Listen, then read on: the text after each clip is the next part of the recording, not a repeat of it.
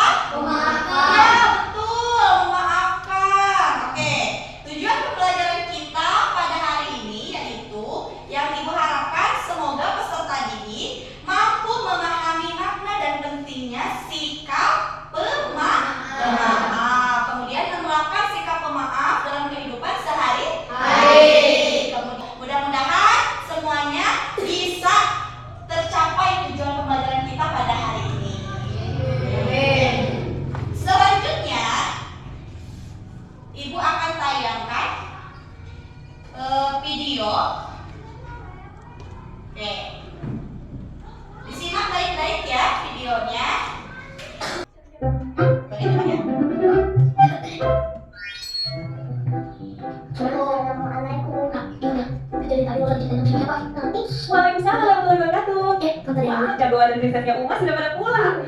Nusa, bajunya kotor gitu sih?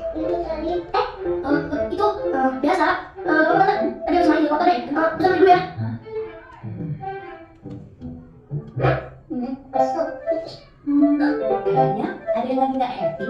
Ayo, lagi bete kenapa kita? Udah, happy kok. Masa sih? Iya, happy aja kok. Yakin, nggak ada apa-apa nih. Oke, Ibu akan ajukan beberapa pertanyaan. Yang pertama, dalam tayangan video tadi, siapakah yang berbuat kesalahan? Temannya? Dosa. Oke.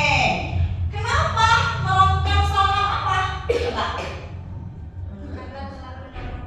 Oh, betul, karena telah menabrak Musa sampai bajunya kotor. Kemudian, apa yang mereka lakukan setelahnya? Setelah menabrak itu apa?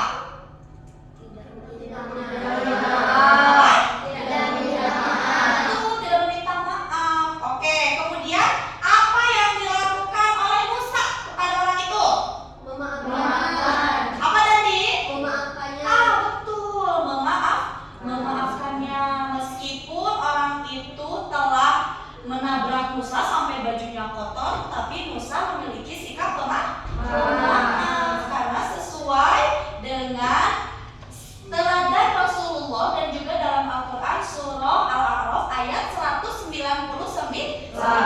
Kita harus memiliki sikap pemaaf. Ya, seperti itu. Oke, selanjutnya Ibu akan bagi kelompok. Di sini karena duduknya sudah berkelompok ya. Oke, ada kelompok 1, kelompok 2, kelompok 3, kelompok 4 ya. Nah, setiap kelompok terdiri dari 4 orang. Sudah ditunjuk ketua kelompoknya? Coba, ketua kelompok yang ini siapa? Coba tangannya. Latifah. Kelompok 2? Arselia. Kelompok 3? Fahri. Kelompok 4? Isa. Oke. Ibu akan bagikan ini yang disebut dengan lembar kerja peserta didik LKPD. Isinya yaitu, nah di sini ada petunjuk pengerjaannya. Bagaimana kalian nanti mengisi LKPD ini. Nah, tiap kelompok mendapatkan satu kasus yang berbeda tentang sikap pemaaf. Jadi kelompok 1 dan kelompok 2 kasusnya berbeda. Nah, nanti kalian silakan amati, diskusikan bagaimana kasus tersebut. Ya, di sini ada sebuah cerita. Nanti silakan analisis, identifikasi bagaimana cerita tersebut. Kemudian di bawahnya ada 3 soal. Ya, 3 soal ini nanti silakan diskusikan lagi bersama kelompok kalian. Untuk menjawabnya boleh pada kolom yang sudah tersedia. Oke, sampai sini ada yang mau ditanyakan? Tidak.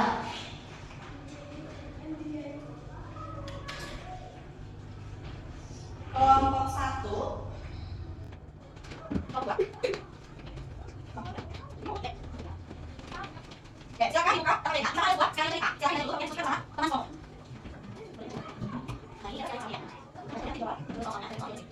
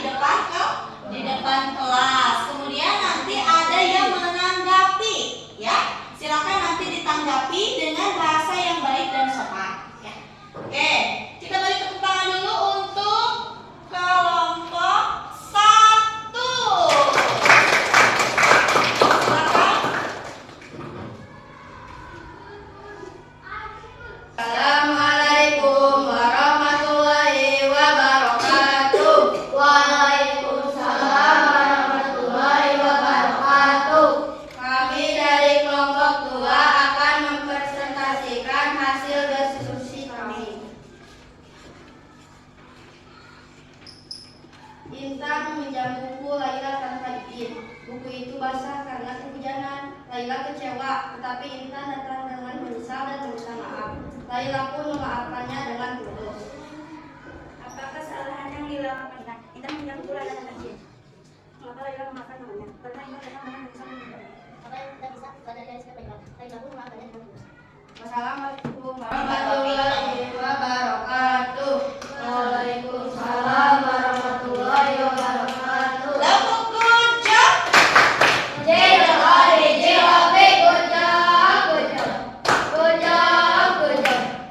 job. Good job. Silakan ada yang mau menanggapi?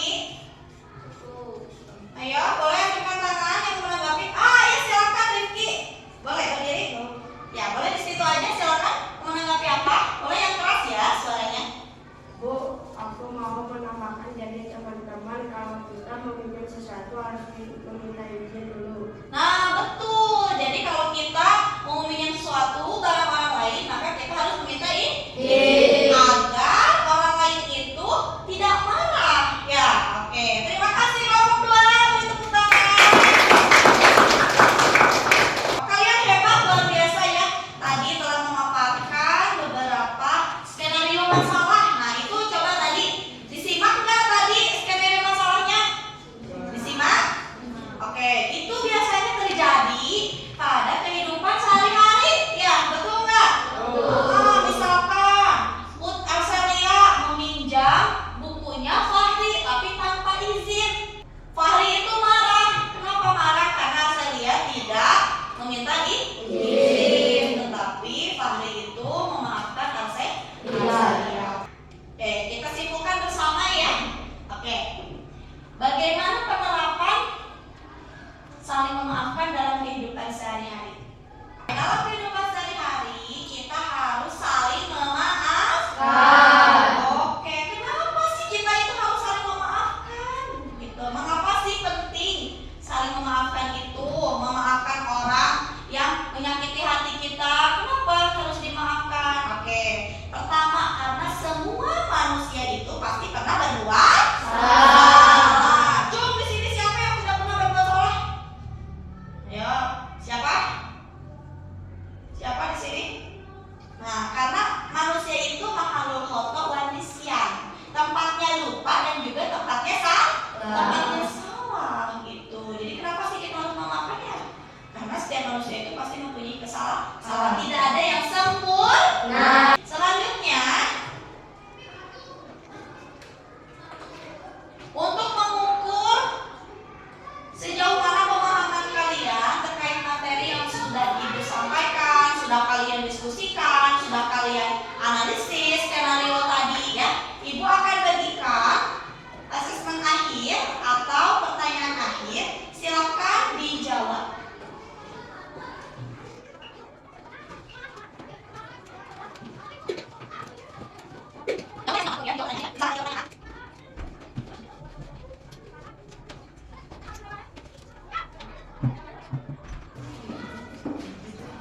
Oke, setelah Ibu baca dari jawaban-jawaban kalian, ternyata semuanya sudah paham ya tentang bersikap pemaaf.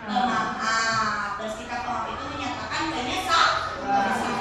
Baik anak-anak, selanjutnya Ibu punya emoticon ya, 2. Sini, silakan. Boleh nanti satu persatu ambil ke depan. Menempelkan bagaimana perasaan kalian setelah belajar hari ini. Kalau emoticonnya seperti ini good, bahagia, senang. Nah, kalau emoticonnya seperti itu, sedih, tidak senang. Ya, silakan. Boleh nanti ditempel pada lembar referensi ini. Kalau senang, di sini. Kalau tidak senang, di sini ditempelkannya ya. Oke.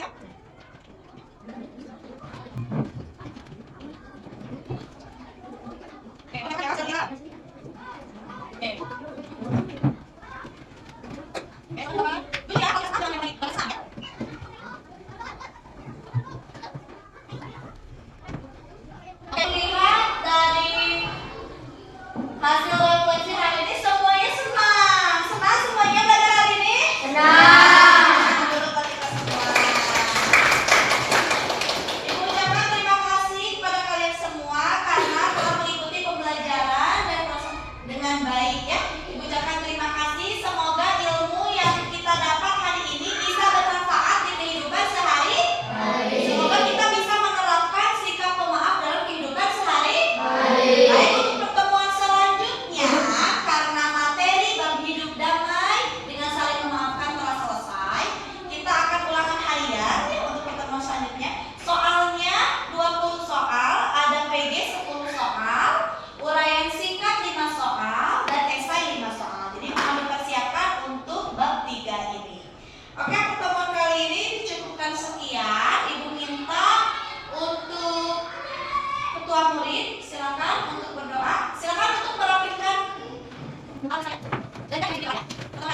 Oke.